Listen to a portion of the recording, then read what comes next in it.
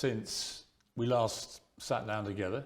Very different time. It was in my London studio, and 8 days after that, you got arrested. What's the year been like for you? It's certainly been an interesting one.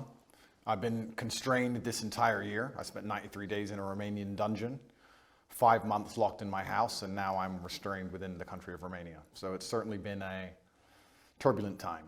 The moment you got arrested, it was all pretty dramatic. The video came out, the world saw it, a lot of people smashing into your home.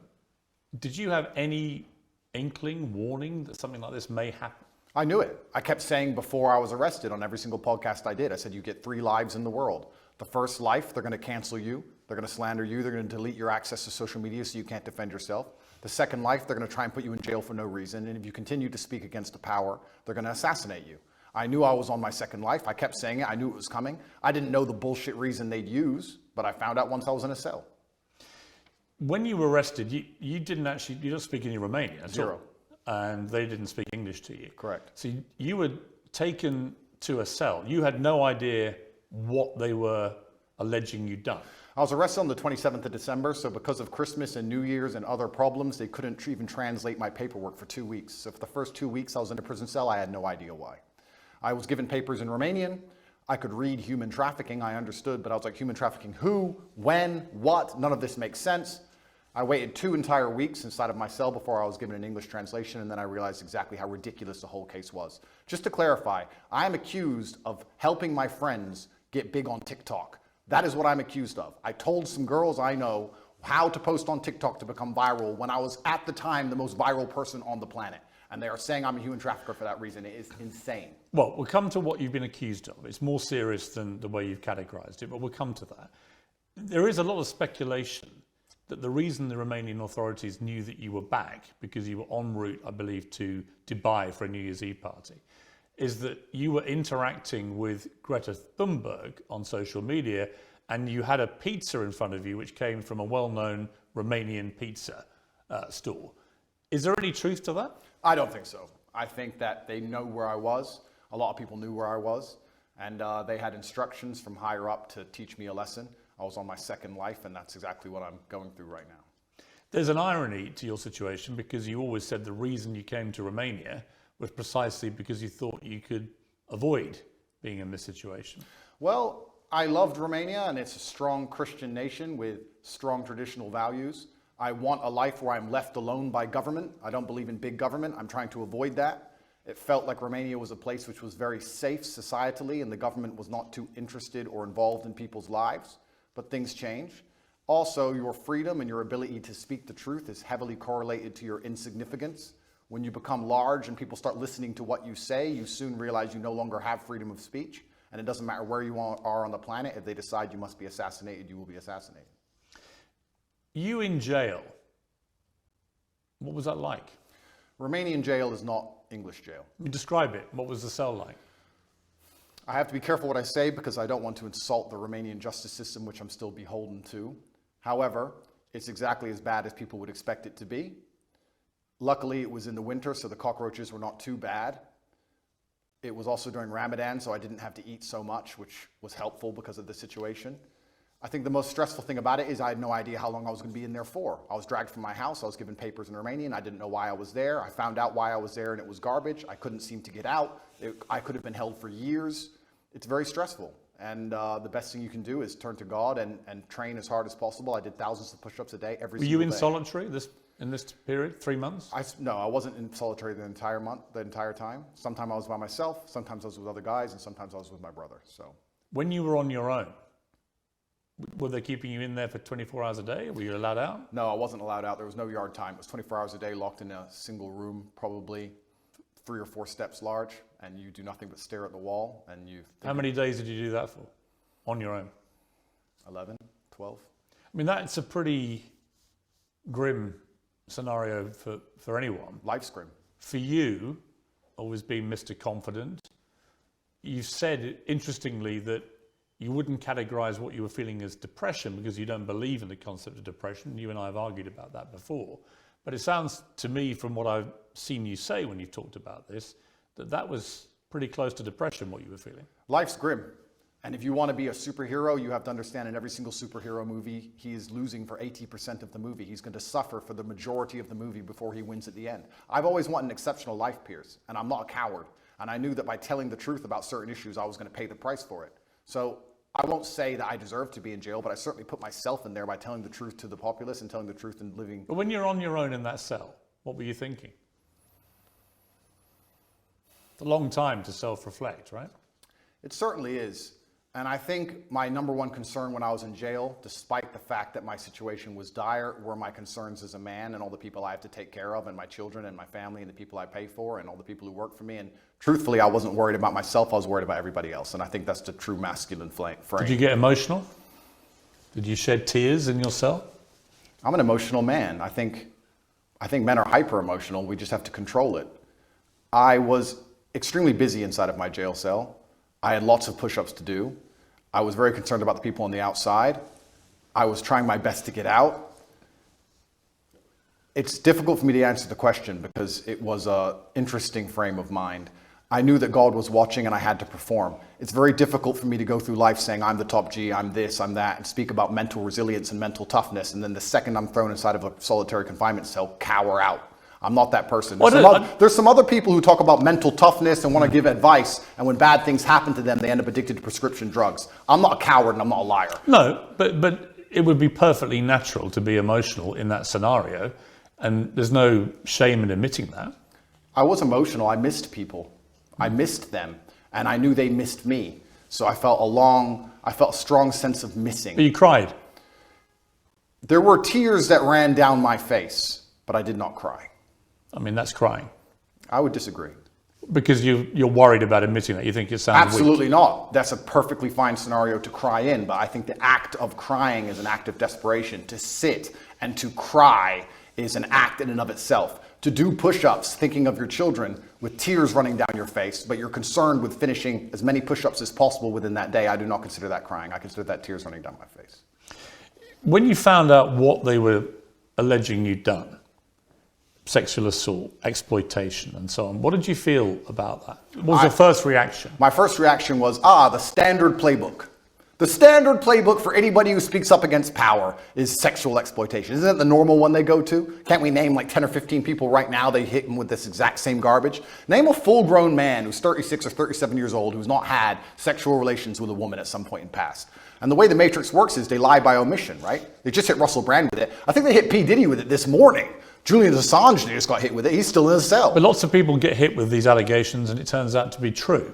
A lot of people get hit with them and they turn out to be false. So. Yeah, but you're sort of trying to make out all the people you just named are innocent. You don't know that. Of course I don't know that, but a lot of people get hit and it turns out to be false. Why would you assume they're innocent? Well, I'll tell you why. Because the way the Matrix operates is it chooses something which is heinous. If they accused me of drug dealing, nobody would care. They choose something which is heinous, so the process itself is a punishment. So they damage your reputation throughout the process, regardless of whether it's successful or not. Then what they do is they lie by omission. They throw you in a cell and they contact everyone you've ever interacted with. 2,000 people I know were called, and they were looking for one person to say they're a victim. By the way, they failed. They did not even find one. But if they did, they would then say, Andrew Tate's victim, he's a sexual assaulter. And they would remove the testimony of the 1,999 people who said I'm a very nice man. Lie by omission. And then they put together this entire package, use the mainstream media to convince the world that you deserve to be in jail. And that is how the Matrix operates. I mean, to be clear, I don't know if you're guilty or not. I do. You're perfectly entitled to say that. And you know, right? Of course I know. But I don't know. And I will await any trial that comes to see what comes out in the trial and see what happens, right? So I'm not going to prejudge the trial. I'm not going to judge you and say, I think you're guilty. I don't know, right? We are where we are. You've been charged with serious crimes and it's likely you'll face a trial and we'll see how that all plays out, obviously. Going back to jail, how were you treated by other people? Everybody in jail was extremely apologetic to me. All of the staff, the police officers, everyone who worked in the jail, the person who served me my meal, everybody was very sorry for what happened to me. They made it very clear they knew it was garbage, and they were apologetic. That was the only vibe I could give you. They were kind of like, listen, you got too big. I'm sorry. This is how things work. And sorry, here's your meal. Nobody had any real problem with me. None of the prisoners had a problem with me. Did you get into any fights? There was a couple scenarios where violence could have occurred, but I think once people realize that violence is a certainty and that you do not operate under a fearful realm, they often aren't so interested. So people threatened you? I wouldn't say they threatened me, but they would have liked to have got the opportunity to threaten me. And what happened? And they realized that would have been a bad decision. And all in all... Well, what did you say to them? Because you don't speak Romanian, so... I didn't, you're right. I actually used a quote from Street Fighter. I said, I quoted Dowson, and I said, they do not understand the secrets of yoga fire, because I knew they had no idea what I was talking about. It was near the washing machines, and they looked at me like I was completely crazy, and they walked away. There's more than one person? Correct. And they made it clear what? That they wanted to... I have to be careful what I say, because I'm still beholden to the Romanian judicial system. Yeah, but that's just an incident in jail. That's Correct. nothing to do with the system. An incident report was written, and it's better I don't mention it. But there was a direct threat to you. I've had threats, yeah, and I have threats every single day of my life, and I think jail is a hyper-pressurized version of reality, and you need to have an extremely strong mind so you don't attack yourself, and an extremely strong body so others don't attack you. And I understood that there was a threat of violence at all times, and I just decided to go through life extremely respectfully, but make it clear if that's a decision somebody else wants to make, that I'm prepared to partake. One of the things I would think about, other than my family, immediate family, but one particular member of my family, if I found myself in jail, would be my mother and what she would be feeling and what she'd be thinking. She's been incredibly supportive to me. I know yours has to you. Did you think about your mother? I was extremely concerned for her. I was concerned because the media establishment were hounding her. She was obviously very worried, but she knew she raised strong sons. But we're her number one protectors, and I was concerned for her. I wasn't concerned for myself in jail. I didn't even suffer in jail as much as I did when I got out. I didn't have nightmares in jail. I had nightmares once I left jail. I was in the middle of a battle. I don't think you get PTSD while you're fighting. You get it afterwards. I was in the middle of a battle trying to make sure that everybody I love and care about is taken care of and trying to make sure that bills are paid. Please understand, the day I was arrested, which is a year ago, every single bank account that I have was frozen. All of my assets were taken. I haven't had a dollar of money since January. You had 10 cars taken, I think. 15. 15 cars and how many properties? 15 cars, 6 properties, 20 diamond watches, gold bars, cash, land, every single bank account, millions and millions and millions of dollars. What was the total value of everything they seized? 16, 17 million. Pounds? Yeah.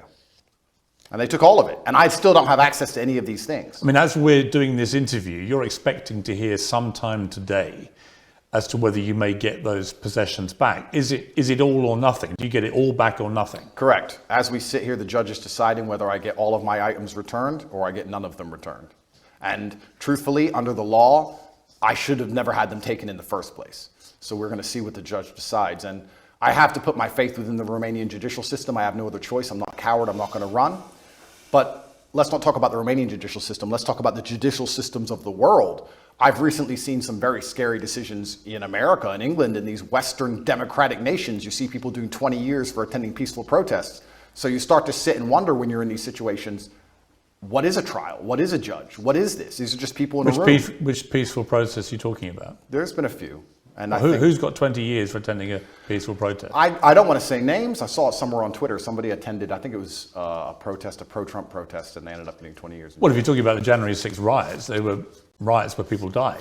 Well, it's interesting. They're not peaceful protests. Well, it's interesting because the world is actually very nuanced. And what I tried... Well, that wasn't nuanced. That was a huge mob of people attacking the US Capitol. Well, what I tried to do is I try to look at a broad spectrum of events, and I try to put things into a nuanced view, and I don't try and take a instant black or white point of view on things. And the fact that BLM were rioting and destroying the entire nation for months and during that exact week, and then some other people got together with an opposing political view and are facing serious prison time for doing less damage than BLM did.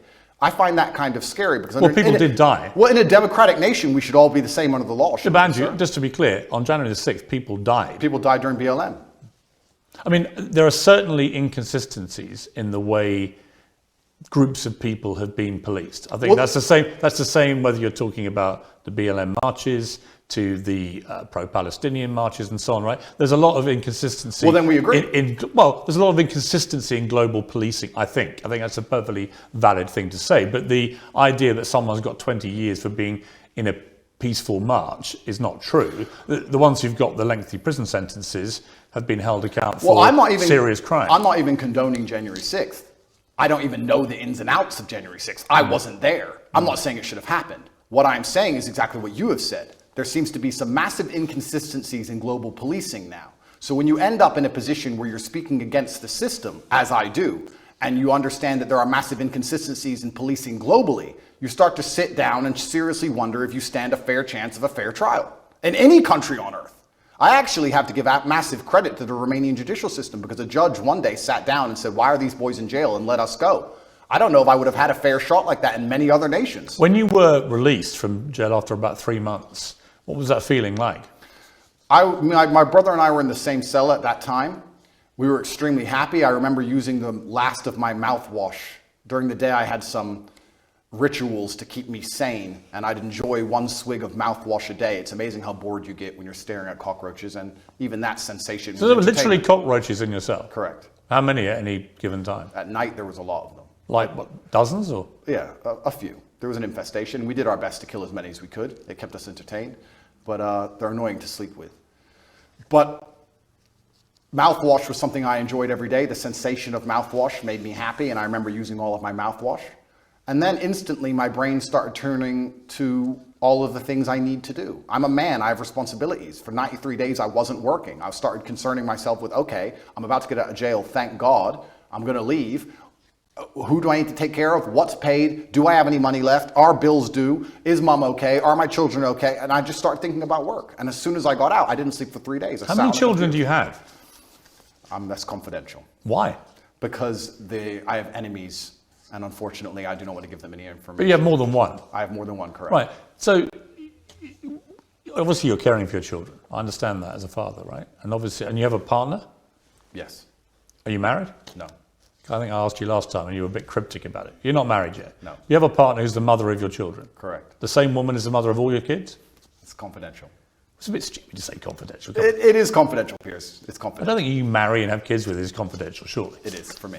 Really? Of course, I am basically #1 enemy of the state, Piers. Look what they've done to me. What have they put me in jail for? At the beginning of this garbage, people were sitting there thinking, maybe he's a human trafficker. It's been a year. Who? Show me a picture. Show me a video. Who's even a victim? There's nobody. The whole thing is made up. Well, we're going to come to what they say you've done, right? We're going to come to that. But I'm just curious. You come out of prison. You've got no ability to access any of your assets. How have you been functioning financially since then? I believe in prayer and I trust in God. Well, prayer doesn't pay the bills. And I do my very best. But prayer doesn't pay the bills. Unfortunately, absolutely everything I own was seized by the Romanian state. So I'm just going to have to survive and do my very best. Yeah, but how? I'm doing my very best, Piers. Have you got wealthy benefactors helping you? I'm doing my very best. I wish I had wealthy benefactors. I wish I had people on my side. Yeah, but you can't function on no income at all. Seems you can. How? I'm doing my very best, Piers. What does that mean? It means I'm doing my very best. Absolutely everything I own is taken by the Romanian state. I don't have anything they don't have. How do you pay for food? I just have to do my best. What does that mean? It means that I believe in God and I pray. Well, God's not going to pay your bills. God has been paying my bills so far, it seems. It's amazing how far faith can take you. It's often when you have absolutely nothing left, people turn to faith, but you should turn to faith first, and you should believe in God when things are good, and He will be there when times are bad.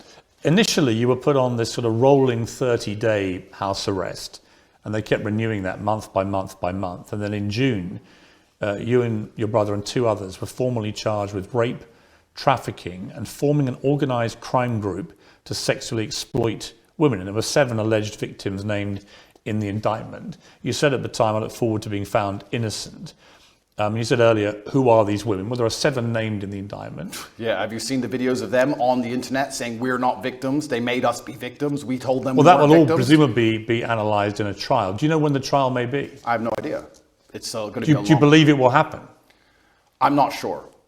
It could get to a point where a judge, anytime before the trial, decides his case is garbage and throws it away. If you ask me what I believe happened, it's very simple. They threw me in a jail cell knowing they had no case, knowing they had no victims, but they thought if they plaster me all over the MSM and they say that I'm a bad person and they call enough people, they will find the case they want. They couldn't find it. You name the date they charged me. They had 6 months to charge me. Usually the Romanian state, even the American embassy confirms to me, charges within 30 days. With me, they used all 6 months trying to build a case and find actual victims of an actual crime. They couldn't. They charged me on the very last possible day they could, unless they'd have to drop the entire case.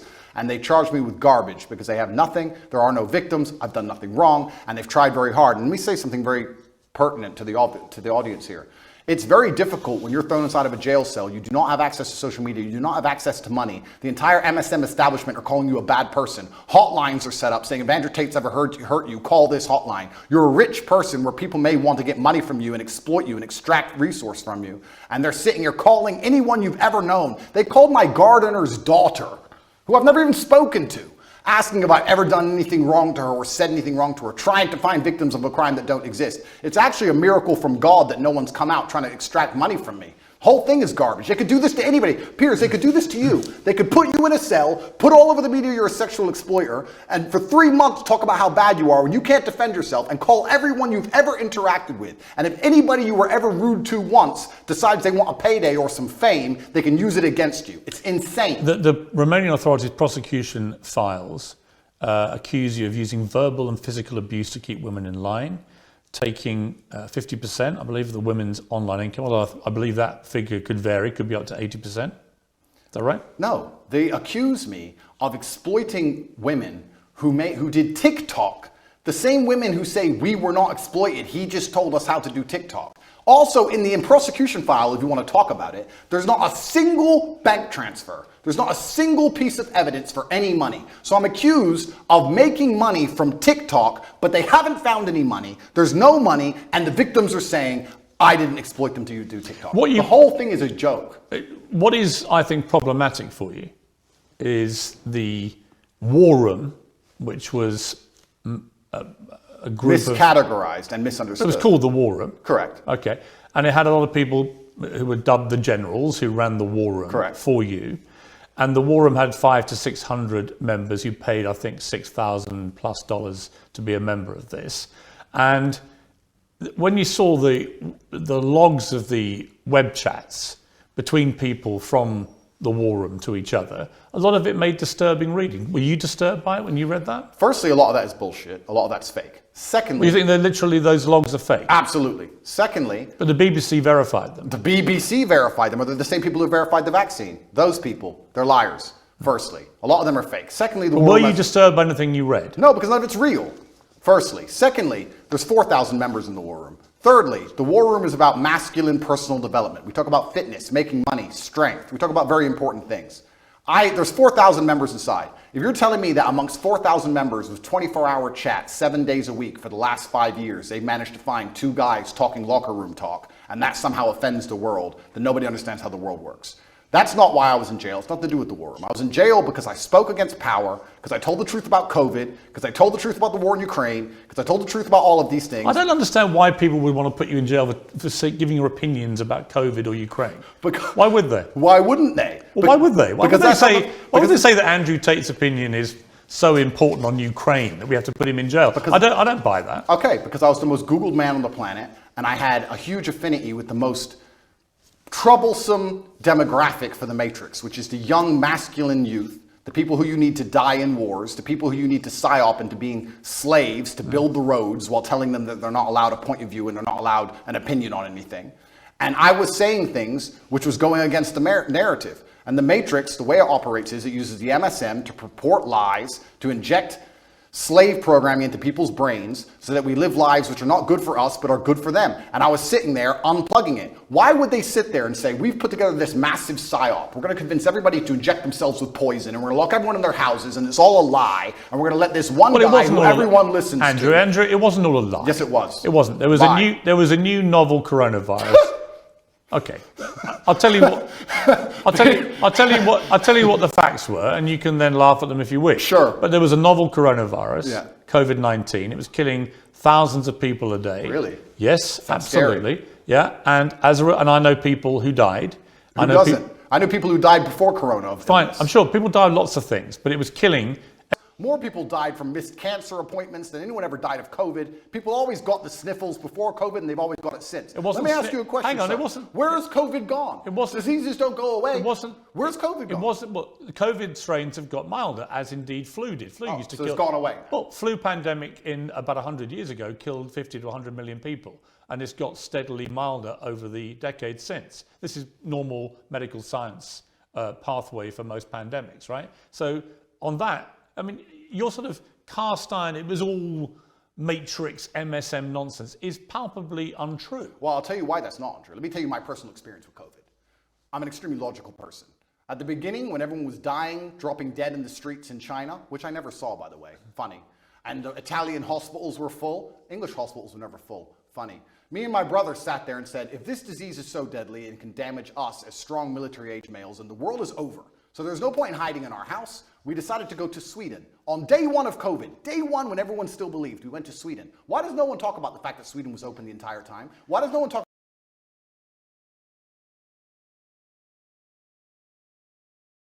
exponentially thousands and thousands of people, and then vaccines were developed at very high speed, and they managed to save, in my estimation, millions of lives. You may not agree with that, absolutely, but those are facts as assumed by the body of scientific and medical experts in the world. The body of scientific and medical experts, you mean the Matrix? I could get... What is the Matrix? The Matrix are a bunch of people who can come up with studies from the sky to say anything they want them to say, so they can use the MSM to purport garbage inside of people's minds. So you end up locked in your house, clapping for the NHS like a performing seal, injecting yourself with experimental poison for the 9th time. It's a lie. There was no reason to lock everyone in their house. If you think lockdowns worked, Piers, if you think lockdowns... I think lockdowns were only acceptable as an immediate panic move, which it was, before there were vaccines. The moment they had a successful vaccine program that worked, then there was no justification for further lockdowns. You're a very important person, and you're very well respected. I'm not important, I'm a journalist. No, you're very important, and you're very well respected within the UK, and you've been famous for a very long time. Were you invited to the party at Downing Street, or were you not in that sort? No. No? Oh, that's a shame. And I thought the behavior... Because they seemed very concerned about COVID on the TV, and by the way, they didn't seem to give a shit as soon as the TV was on. I thought that was disgraceful, and I thought Boris Johnson and the people working at Number 10 who were having those parties, when I had friends of mine who were literally saying goodbye to their mothers on FaceTime on their phone because they weren't allowed in to see them. I knew people in care homes where it ripped through and killed a third of the people in the home in 2 weeks.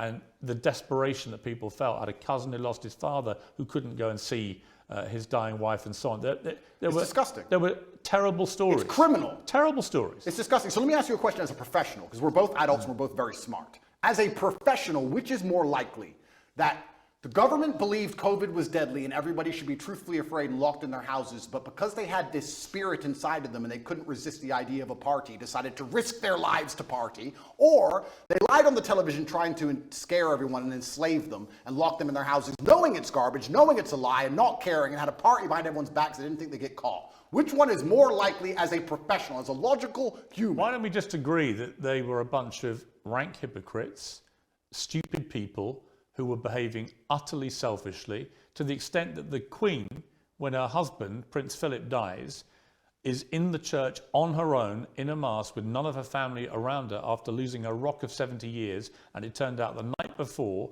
Downing Street had, I think, 2 parties, including a karaoke party. I think that was shameful and disgraceful. Well, so we can agree on that, right? We can agree on that, and we can wake up and start to realize, oh, maybe the government doesn't care about us. Maybe the government lies to us. Maybe they tell us things and try and scare us, but they don't actually care themselves. Maybe all they are is hypocritical, self-interested people. Maybe they are. Maybe they use the MSM to purport their lies, to keep everybody enslaved while they do whatever they want, and that is the Matrix in and of itself. And if you speak against it and people listen to you, I'll repeat this. Your ability to speak freely is directly correlated to your insignificance. If you're as big as I was, the most Googled man on the planet telling the truth, you will pay the price, Piers. And that is why I was locked in that cell. And I do not regret it, because I live true to God. I'm not going to sit here as a coward and not tell the truth to people for as long as I live until they put a bullet in my head. Let me ask you about the lover boy method. So the suggestion is that you... I live until they put a bullet in my head. Let me ask you about the lover boy method. So the suggestion is that you and your brother and others, let's talk about you,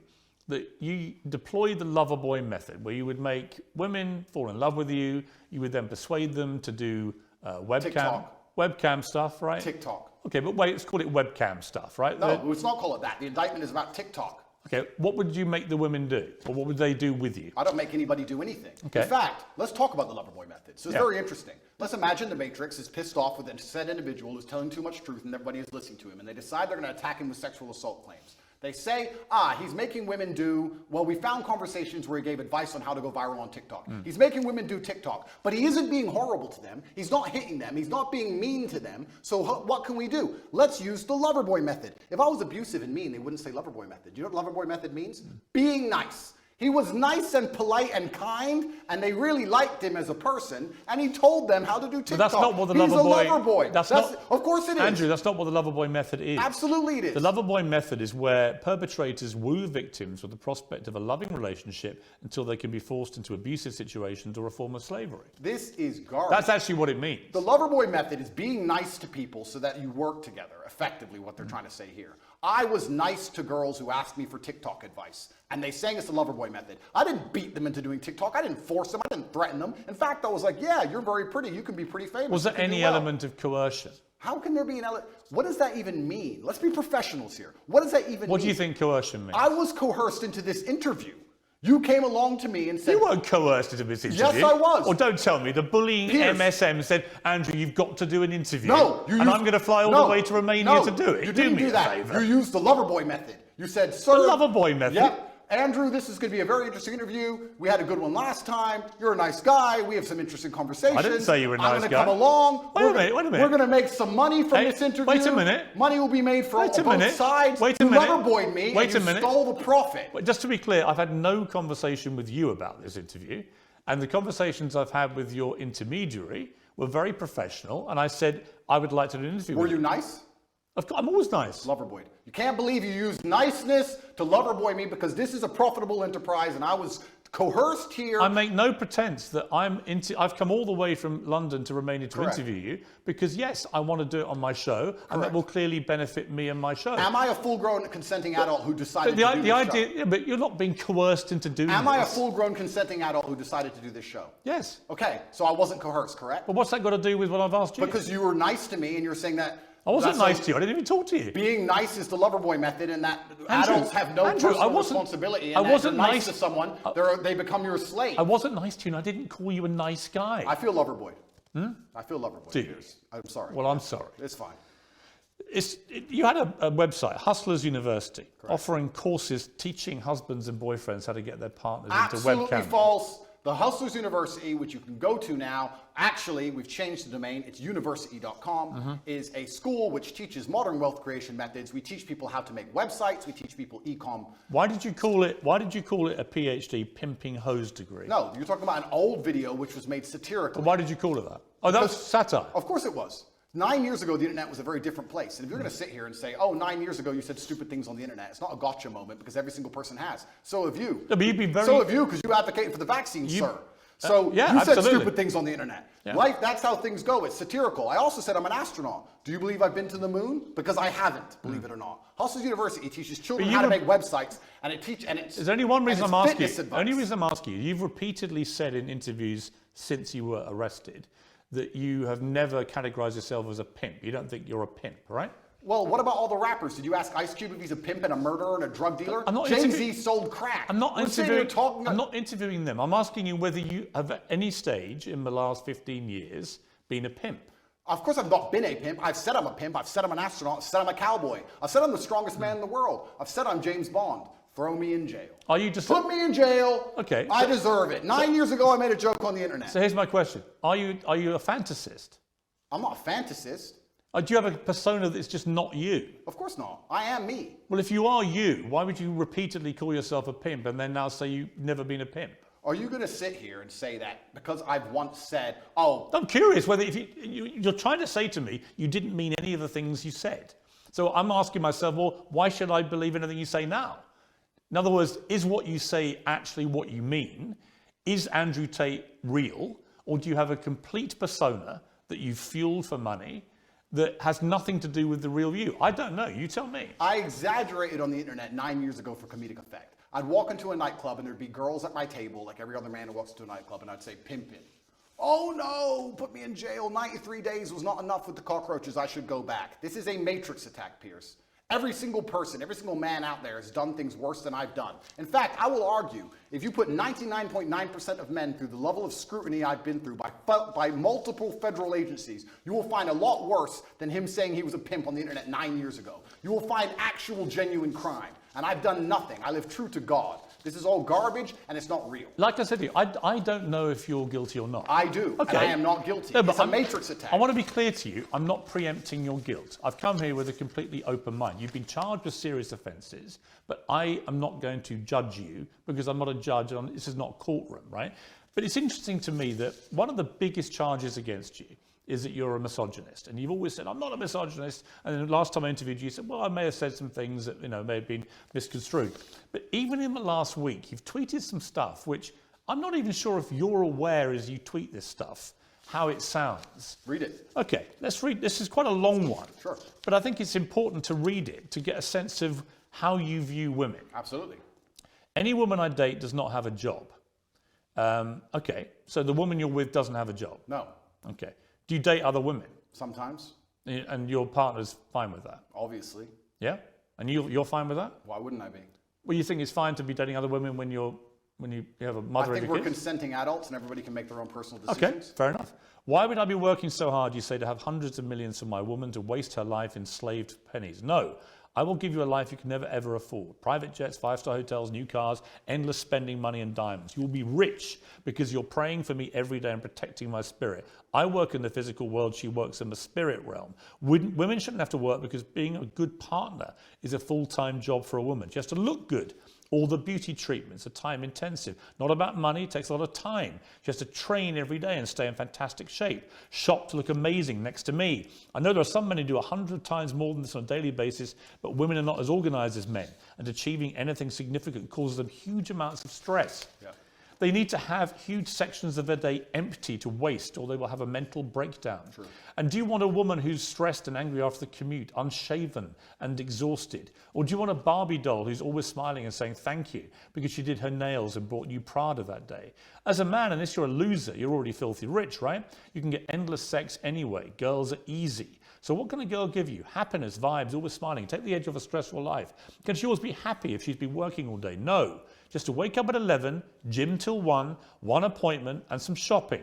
Dress beautiful by 7 p.m. for you to finish working and tell you how strong you are.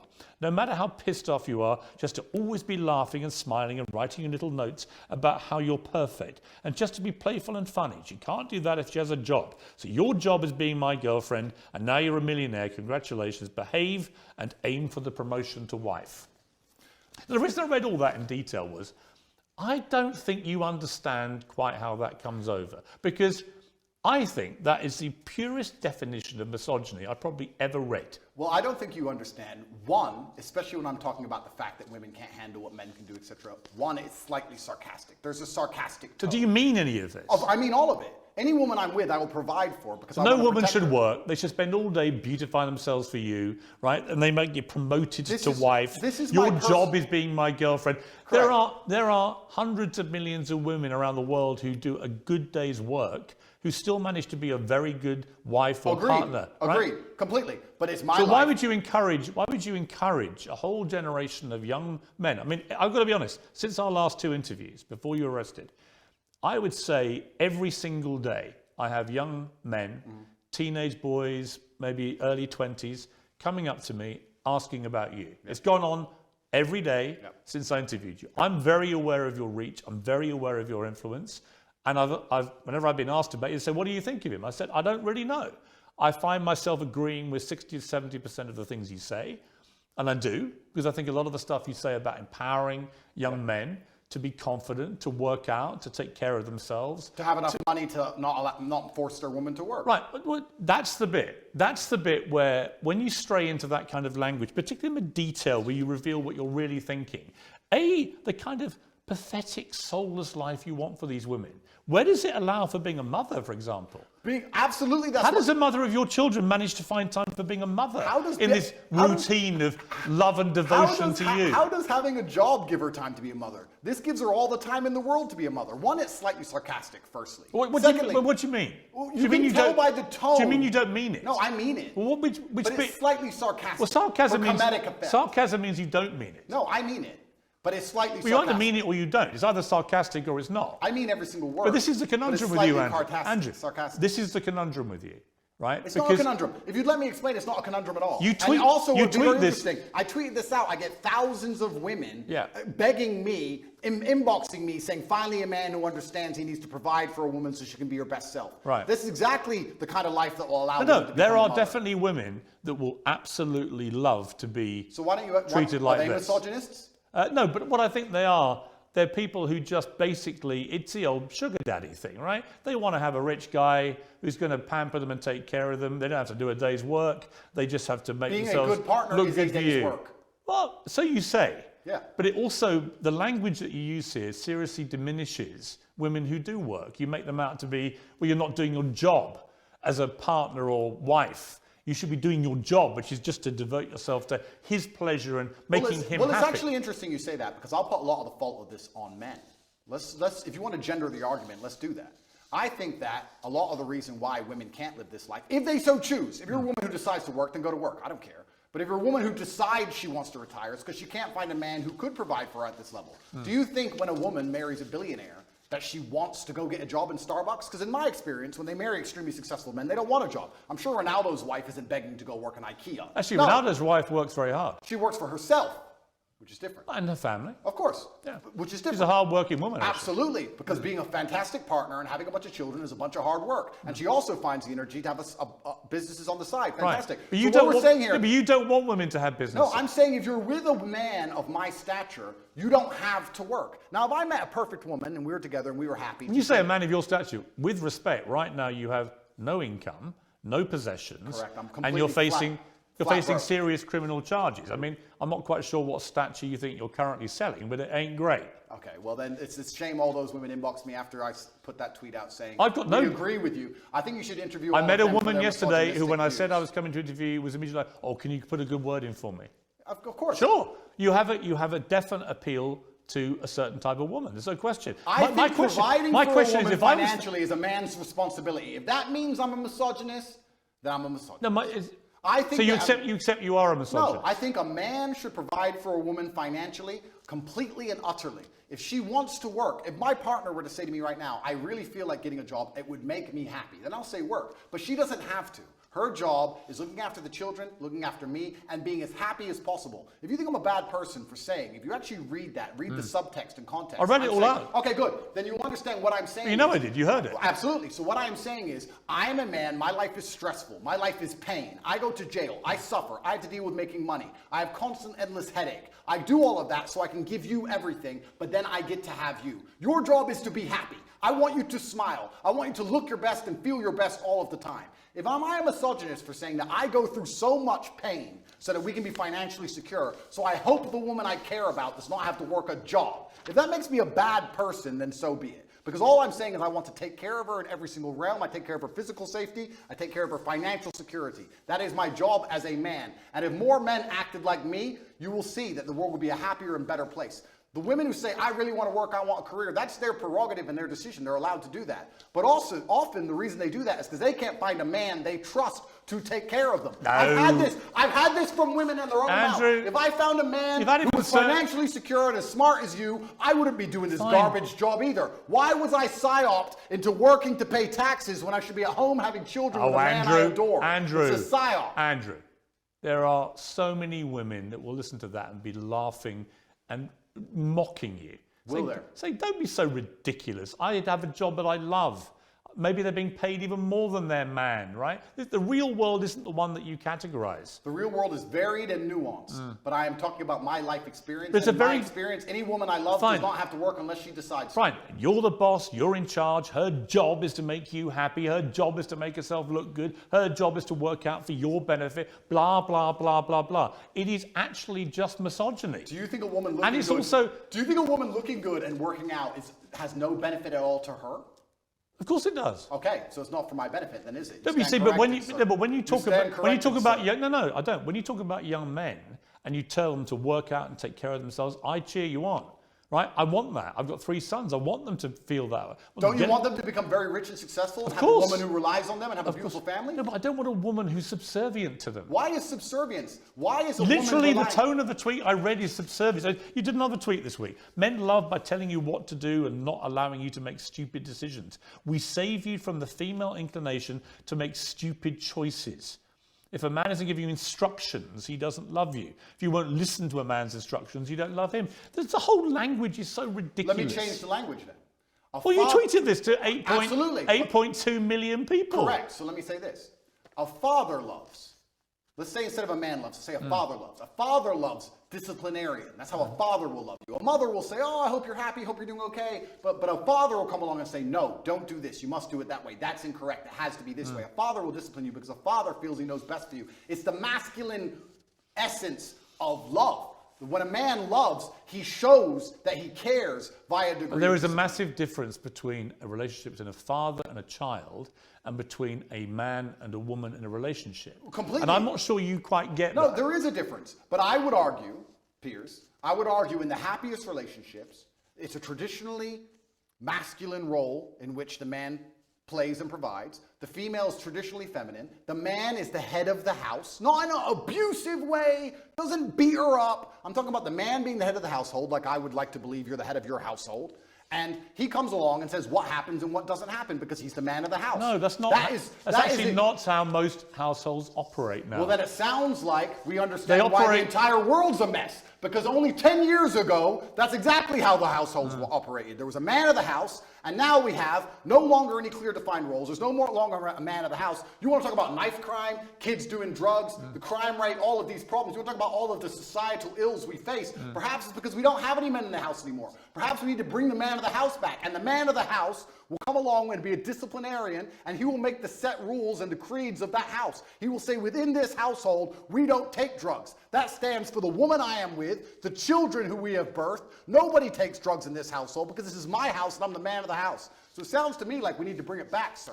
Yeah, listen, it's all good macho stuff, okay? And I know lots of young boys who listen to this and go, wow, that's how I should be. Then I read the detail of your tweets. And again, come back to this. We save women from their female inclination to make stupid choices. Females are emotional. If a man isn't giving you instructions... Now, females are emotional. Hang on. Piers, he doesn't love you. All this stuff is designed to, exactly as you've just articulated, is designed to make young men feel that the only way they can be successful in life is to effectively have their women under control, give them instructions that they have to obey. Don't buy women Prada, you'll end up in jail. You can buy them Prada, but let me finish my point.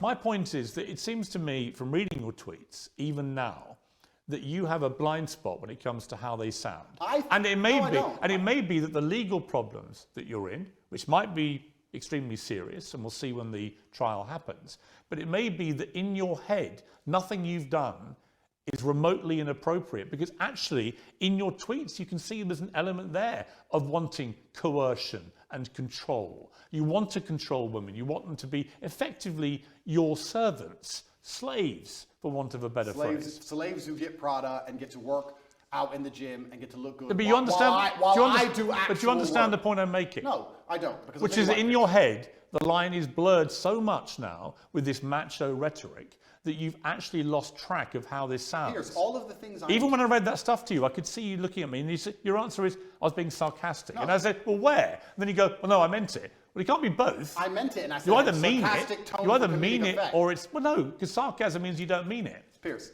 all the things you've just described. Do you accept that? No, You're a smart guy. You know what sarcasm means, absolutely. right? Absolutely. I said it has a sarcastic tone for comedic effect.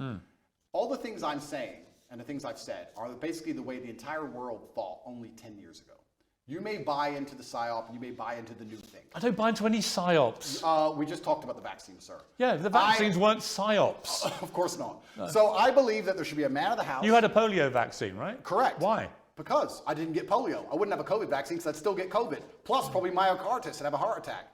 So we believe there was a man of the house 10 years ago. Do you think statistically more people got myocarditis by having the vaccine or not having it? I think statistically we need to bring it back. You don't know, do you?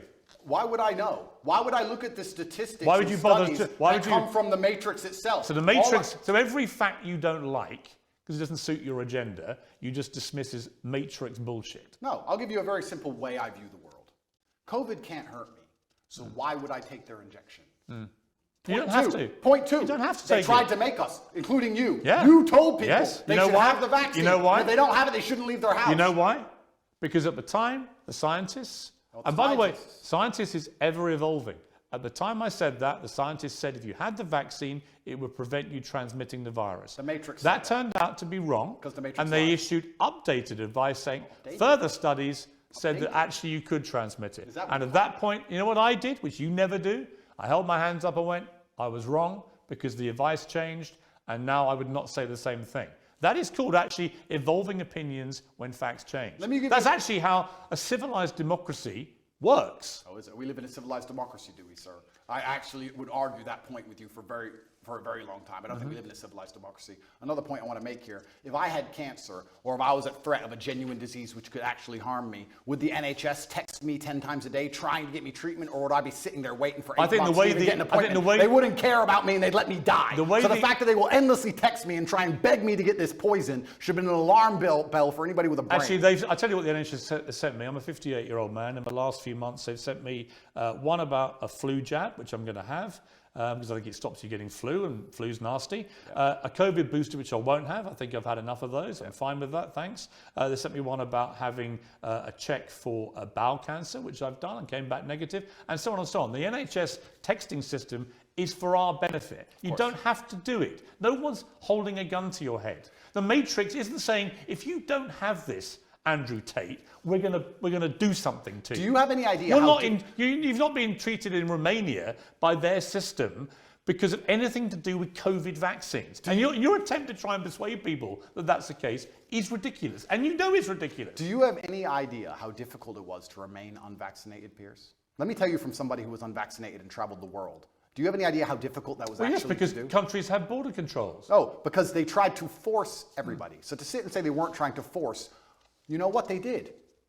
They said, come get the COVID vaccine. It's good for you. It's going to help. They tried to coerce you by being nice. They tried to lover boy everybody. They tried to use the lover boy method to force people to get the COVID vaccine. It just came to, we need to put all these people in jail. Andrew, they were being nice to people, trying to help them. Unbelievable. Nobody forced you to have it. Did you have the vaccine? Absolutely and utterly not, sir. My principles are not for sale. I would have stayed in my house to the end of human time and sat there as a pureblood, the last one, the last pureblood on the planet before I inject myself with poison. You're not making an MGM trailer. Yes, I am, because it's a matter of principle. I am not a farm animal. My blood is mine. It does not belong to the government, and I decide what is in it. Right. All right, so you have a polio vaccine, but not a Correct, COVID one. correct. So your brilliant brain has determined that you know more about the medicinal and scientific benefits of individual vaccines. And the polio one, you decided with your brilliant brain, well, have that. But even though a lot of people, by the way, have had side effects to polio vaccines, did you know that? Yes, correct. Is that the Matrix doing that? No, I didn't say the Matrix gave them the side effect. Oh. I've just told you all the reasons I didn't get the vaccine. Right. You've already described it at length. But you work out with your brilliant mind which vaccines to have. Correct. Okay. Correct. Okay. You realise You can join my email list on corporatate.com. You can sign up for free, and I'll tell you which vaccines you should I wouldn't come to you for vaccine advice. Why? Andrew? Because you have zero experience.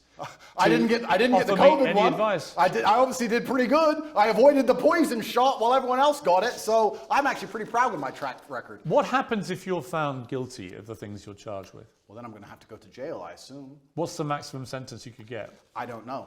Yes, you do. I actually genuinely don't. You've never asked your lawyers? It can be between 3 to 8 years, I Right, think. so you do know. I don't know the maximum. But if you were to serve 8 years, having served 3 months and know how bad that was, could you cope with that in a Romanian jail? Interesting question. Could I cope with it? Yes. Would I be the same afterwards? I'm not sure. What do you think even the 3 months did to you as a man? Well, it was a fantastic test from God to make sure I am the man I say I am, because I think there's a lot of people who speak about masculine excellence who are not the men they say they are. When trouble appears, you often learn that they are nothing but postures. I had nightmares for a very long time. I couldn't sleep. I struggled with certain things. I would check my bed sheets every single night for cockroaches religiously. I had a problem with that. But I never turned to therapy. I never turned to drugs. I understood that all of these things are from God and they're given to me so that I can become a stronger version of myself. And I welcomed them all and I embraced them all. And now that I'm a better, Not completely, but almost better. Part of me actually misses my nightmares, Piers. Part of me misses training all night. I didn't sleep for weeks, months. You said you didn't have nightmares. No, I had nightmares. I said I didn't have nightmares in jail. When I left, I did. And I kind of miss it because I had so much time in the day to get things done. And now I'm sleeping a full 6 hours. I feel a little bit lazy. So perhaps I need another test from God. And if God decides, Allah is the best of planners, if he decides I need 8 years in jail, then I will embrace those 8 years in jail and do my absolute best to come out as the most formidable version of myself. Have you felt suicidal at all in the last year? I don't believe in suicide. It's haram. I know, you said that before, but did you feel like you may want to end it all? I would never kill myself under any circumstances. So the day they put that on the news, when they finally take me out, you can know it's a lie. It's haram. I would never kill myself. Lock me in that cell for the rest of my life. I would never kill myself. While you were under house arrest, you tweeted this: avoid women who go to festivals. They're either on some loser's table who's feeding them cocaine or in a crowd of sweaty peasants because they're a sweaty peasant. Endless Instagram stories screaming and having fun to prove to the world they're worthless. Hard pass, festy hoes. Correct. I tweeted that, yes. Again, why would you categorise all women who go to festivals in such an unpleasant way? I actually categorized all men who went to festivals also. Did you read that tweet? Why are you gendering the argument? I think all people who go to festivals are stupid. It is peasantry. I've never been to a festival in my life. I'm not going to stand there and scream and jump up and down for some other human like he's God. I think the whole thing is embarrassing, all of it from head to toe. It's all sweaty peasantry and it's all just drug-fueled insanity. So why are you gendering the argument when I insult the women who go to festivals and also the men who go to festivals, because all of it is peasantry head to toe, and I do not regret it. All festivals are peasantry. Anybody who goes, I do not associate with. I've never been to one in my life. I never will. So if you've never been to one, how do you know what they're like? I can see enough. I've seen the sweaty bodies bumping into each other, Never been to high one. on ketamine, pretending that the song they heard on the radio at home is now more fantastic because they're listening to it from a loudspeaker. I get it, but it's embarrassing. But to be clear, you've never been to one. Correct. Okay. My infinite brain that understands vaccines perfectly we've also established understands. we have established your brain is unique. Correct. You tweeted the picture of Amanda Holden, very good friend of mine. It's a very harmless picture. She's in a bikini on holiday under a rain shower, looking extraordinarily beautiful. In a sexual pose. And you tweeted, "You are a wife and a mother and you're far past a teenager. There's no need for this post." Agreed. Again, it's just misogynist to say that. It's not misogynistic. Why can't a woman of her age, she's just turned 50, why can't a woman of that age actually show off her beautiful body in a nice bikini like that? What's wrong with that? You can call me crazy. You can call me misogynistic, but I think once you reach the ripe age of 50, any woman should not be interested in thirst trapping on Instagram. I think she has bigger responsibilities. I'm sure she's a very intelligent lady and she's done amazing things. She's famous. She's obviously very capable. And I think she could do things more interesting than standing around trying to thirst trap on Instagram like she's 18. Because I think she's above it. I wasn't insulting her. I was reminding her that she's actually such a fantastic person.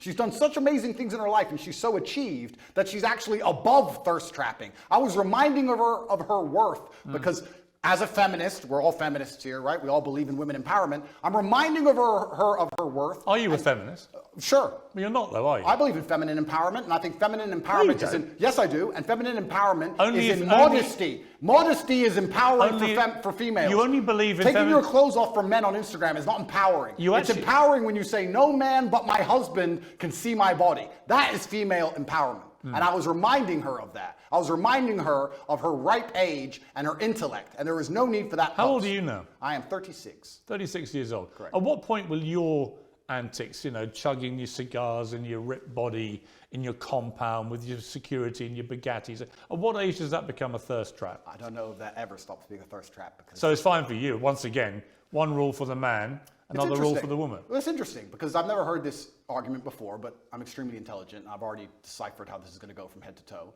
It's called, I guess we can look at peacocks, right? The male peacock, he shows, look who I am. Look what I can do. Look at my achievement. Look at my beautiful feathers. And I guess you could call it peacocking to a degree. I'm showing the world. I'm extremely physically capable. Yes, that's correct. I'm extremely financially successful. But you stripping off for Instagram is fine. It's not stripping off for Instagram. I'm boxing. When you box, you have no top on. You do it all the time with your cigar and you're showing off your ripped body. That's fine for you. But if Amanda Holden dares do it, that is apparently thirst trapping. I think me boxing with no shirt on is different than a 50-year-old woman posting. You don't just box. I've seen you doing ones where you wander around all moody with your cigar and you're topless and stuff. So fine for you. Are you a fan, Piers? No, I just think it's thirst trap. Do you? Yeah. Well, I don't do that. Perhaps it's successful. Maybe you should start. Perhaps it's successful because I do have a lot of female fans out there in the world, and they pretend I'm a misogynist, but it turns out that 85% of women on the planet seem to agree with me. Every single woman I've ever met in real life agrees with me. I have no female hate at all. I've never had negative interaction with women ever. Yes, you have. With who? Well, what about the BBC journalist that came to your compound? Lucy. Yes. I've never had a negative interaction with a female I don't ever. think she was a fan. I think she was. I would categorise that as a negative interaction. Well, she seemed to follow me around for a long time. I think she was a little bit There are obsessed. lots of women, Andrew. There are lots of women I know personally. There are lots of women who find you incredibly offensive. I don't think so. Right? It's their right to.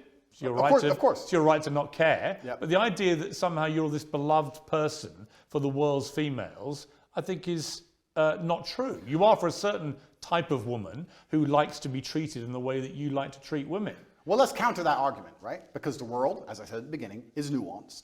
Am I beloved by all females? No. But when I'm sat here with someone as prestiged as you who says you're a misogynist and you hate women and women hate you. I think you talk in a way that is misogynistic, yeah. Okay, well then you make it sound like all women hate me, and that's also not the case. Of course, it's a nuanced argument. I didn't say all women hate you. Some women agree with me, some women don't agree with me. When I said that post about Amanda Holden, a lot of women said, Andrew, that's actually completely correct. She's extremely famous, and there's no need for her to be posting pictures like this at her ripe age. I was actually empowering her. I believe that female empowerment is in modesty.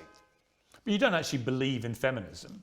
I believe in the idea of... You believe in masculinity controlling women. No. They have to take instructions from you. They have to do what you tell them. And that is actually what love and relationships are about. No, I believe that men and women have different roles. I believe that we were created differently by God because we are the perfect team. I believe that a man who's in his masculine frame is best suited by a woman who's in her feminine frame. I believe when we work together, we can achieve amazing things, whether it's raising children or preserving society. And I believe a man has certain jobs and a woman has certain jobs. You don't understand this about the things I say. When I said there that women make bad decisions in the tweet you referenced earlier, the point I was making is that women are more emotional than men. That is their superpower. That is fantastic. That is a great thing. I love female emotionality. In the tweet before you tried to use against me, I was talking about how I love a woman to be happy all the time, smiling all the time while I'm stressed. I love female emotionality. The reason women are better with children, women are better with children is because they're emotional. That is their superpower. That's not what your tweet said. In a position... You're not even remembering what you wrote. Of course it is. I said women are more emotional than men is exactly what I said. I'm saying that is a fantastic thing, but there is no light without dark. So in certain situations, the emotionality is positive. In certain situations, the emotionality is negative. We can also argue the same for men, because what happens with me is everyone tries to gender my arguments. We can actually argue the same with men. Stoicism. Male stoicism is positive in certain scenarios. It can be negative in others. We can come across as unempathetic or not care because we're stoic. But in certain situations, it benefits us. I know people who've told me that their kids who are in their late teens, they're at schools where the name Andrew Tate is banned. Nobody's allowed to mention your name because the teachers think that your brand of masculinity is so toxic, they are seeing an immediate effect on the way that young men behave, and not in a good way. Is that what the teachers think, is it? Yeah. Well, I am actually genuinely concerned by the fact that I've been banned from schools when I do nothing but preach masculine strength and excellence. But then if you actually understand how the society is going and how the world works and all the insanity they're trying to push on all of us, I can understand why they banned me, because I speak the truth. If I was wearing a wig, Piers, and lipstick, and telling young boys to remove their genitals, would I have been banned from schools? No. They would have said, no, you can say his name, no problem. No matter how big I got, if I had a wig on and lipstick and I had been castrated medically, I would be allowed to talk to the young boys. But as soon as I say you're supposed to grow up and get big and strong, and if your wife doesn't want a job, you need to pay for her, it's your job as a man, you better find some money, then I'm the public enemy number one. Garbage. On that last point, you don't say if a woman doesn't want to work, a man has to take care of it. You say a woman shouldn't work. I say my woman won't work. Right. I'm talking about my personal experience. I said any girlfriend of mine, because I'm in an extremely fortunate financial position. I was before Romania took everything, of course. I have hundreds of millions of dollars. So because I am in my position, I would not want my woman to work. I think there's more important things she can do. If you have hundreds of millions of dollars, where you said you had a worth of 17 million. No, I said they took 17 million. So where's the rest? They must have taken it. I think they have it. Or maybe I lost it. I think I lost it somewhere. You've never had hundreds of millions of dollars. Of course not. You haven't, have you? Of course not. You said they took all your assets. Exactly. Well, did they or didn't they? Of course, they took everything. I mean, they'll be watching this. Are they to assume that there are hundreds of millions more dollars they haven't got yet? Well, they're watching this. That's right. They took absolutely everything. You have it all. Right. But again, is that all just the smoke and mirrors? Is that all just the top G stuff that you play up to, which has no bearing on reality? I was the most Googled man on the planet. I was the most relevant man amongst 18 to 35-year-old males, which are the highest earning and spending people on the planet. Do you really think that I can't pay my bills, Piers? Right now, yeah. Okay. Someone's paying them for you. Correct, you're right. Someone's paying them for me, you're right. My girl's got a job. She works at Starbucks. Exclusive, Andrew Tate's girl, top G's girl works in Starbucks to pay the rent. I've been exposed. See, again, I don't know what to believe when you say stuff like that. Well, I'm telling you, my friend, that the Romanian state... I think you deployed deliberate smoke and mirrors because you think it plays up to the brand. The Romanian state have taken all of my money and I'm just, getting by. That's what's happened. Do you worry about your impact on young men? I think that... Because like I said, I'll be completely honest. I think a lot of what you say, they should be hearing. Yep. And I've tangible proof every day when I walk around that they are listening to everything you say. Yep. But there is other stuff you say where I don't want my sons, especially in that impressionable late teenage, to be listening to that. Correct. And that's a very... And I don't want my daughter to grow up and think that actually her only success in life will come if she's at home as some kind of servant to her man. Well, that won't be her only success, but that's a very professional question, and I'll give a very professional answer. I have a massive responsibility. With great power comes great responsibility, and I understand that young men do listen to everything I say. I do think I say good things, but you also made a very pertinent point there. You talked about the impressionable age of a teenager, and it's very easy for a teenager with their hormones and their lack of life experience to take the things I say and weaponize them and use them in the incorrect context. However, that is not my fault. You could argue that 16 and 17-year-olds can look at anything on the internet and misunderstand it. You could argue that all of this transgender garbage and all of these rappers talking about killing each other and all these drill artists talking about stabbing their enemies could be misunderstood by a 16-year-old. I agree. So that's not my fault. However, on that I totally agree. Okay, so I have a massive responsibility. And you are held to a different account, actually, to a lot of those rappers. Absolutely. Right? There's no question. I mean, the far swing is when John Legend rewrote the lyrics to Baby It's Cold Outside because apparently it encouraged sexual assault, but wouldn't say a negative word about any of the disgustingly misogynist and actually very violent lyrics of his rap friends. Absolutely. That to me is total hypocrisy. And it is hypocritical. However, unlike all of these other people, I have taken into account my massive power and my massive responsibility, and I try to make sure that I use my words as carefully as possible so they cannot be misconstrued or misunderstood. Can I make sure that no teenager on the planet who listens to me ever misunderstands me ever? No, I can't do that, but I am doing my very best. What do I actually talk about? What do I actually say? What I do is I come along, and let me give you the broad overview of my message. You're a man, so your life sucks. It's always going to suck, and it's going to be pain. You're going to do nothing but suffer. You're going to suffer as a nobody, or you're going to suffer the pain it takes to become Actually, great. most men don't have that. But you're going to suffer as a nobody, because trust me, nobody suffer. Or you're going to suffer the pain it takes to become great. Life is not supposed to be a happy picnic. You're supposed to get up, work hard, dedicate yourself, get strong, get rich, go through whatever it takes to become somebody of significance. That's my overall message, and I believe it's a positive. You haven't got to get rich to be happy. No. In fact, most of the super rich people I know in life are incredibly unhappy. Really? So you're setting a kind of false dream. Well, a lot of rich people are miserable. Have you ever seen a rich person give and a their lot of money people away? who have very little money can be very happy. Have you ever seen a rich person give their money away? Yes, of course. Okay, do you give all your money away? Will that make you happier, Piers? I don't. Do you want the Romanian state to take it all? I didn't smile that day. And let me tell you that the reason I tell about men to become financially successful is for two reasons. One, because you have a job as a man to protect and provide, and you can do neither of those things if you are broke. That's the first reason. And the second reason I actually preach to young men to become as financially successful as possible is a greater, broader reason. And I believe we've entered a very interesting stage in humanity where the matrix is finally cracked. 3 or 4 years ago, there were certain narratives you could not talk against. But with Elon Musk owning X, and now we have Rumble, we have a lot more information on the internet, people are starting to tell the truth about many different subjects. There's a whole bunch of them we can name. And I like the idea of people who are free thinking with a free mind, who are not matrix controlled, making as much money as possible because it takes money to win wars, and I want these people to be financially successful. That's why I tell all of my fans who believe in me to become as rich as possible, because they understand that everything the government does is lie to them. And we need finance. You use the word truth there. I don't think it's necessarily that people want to promote truth. They want to promote their opinions. Often people's opinions on facts can be very different. People can take the same set of facts to different opinions. Doesn't mean it's the truth, right? Well, that's true. But I don't believe in this my truth crap, right? Neither do I. But there are facts which have to be accepted. And you can have an opinion about them. You and I can disagree about all sorts of opinions, but actually not facts. Okay, but I can argue this point where the matrix comes out with a fact. and all the opinions countering that fact are censored and they are destroyed, then that fact becomes de facto truth because it's the only version of reality which exists to be ingested by the mind. So you still need varying opinions on all public. Do you think that what you, let's put it this way. Sure. You would have relationships with women and encourage them to take part in webcam sexual stuff? No. Well, actually, yes. Why are we going back to this? Because there's one question I want to ask you about it, right? And both sides made a lot of money, right? Okay. And in most cases, because they haven't complained in most cases, you would assume it was a mutually beneficial transactional relationship, right? I can assume that because thousands of women have been through this and most of them haven't come forward and complained about the way they were treated. It was transactional. But was it moral? Do you think what you've been making money from, park the illegality aspect to one side, do you feel it was moral? 10 years ago, I helped women promote their profiles on the internet. Correct. 10 years ago. Firstly, I have not been involved with it for 7 years. It's not how I make money. I haven't touched it for a very long time. 7 years is a long time. You made a lot of money from it. I made some money from it a long time ago. How much? Some money. I can't even remember. Millions?